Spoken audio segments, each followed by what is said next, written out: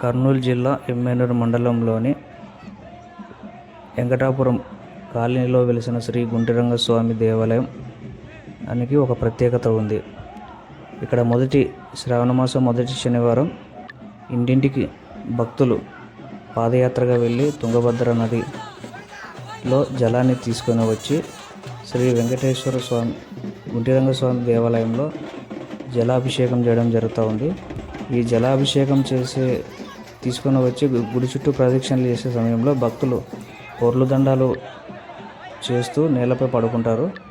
వాళ్ళపై భక్తులు దాటుకుంటూ పోతే వాళ్ళకి అనారోగ్య సమస్యలు ఉండవు అని చెప్పి ఇక్కడ ఏలనాటి ఆనవాయితీ.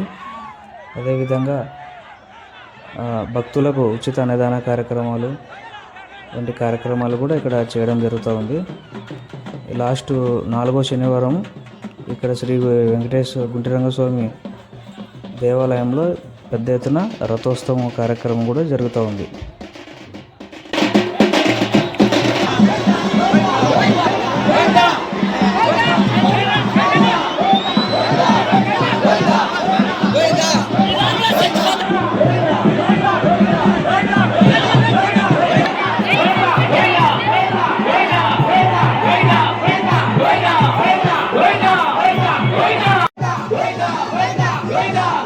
Wait up!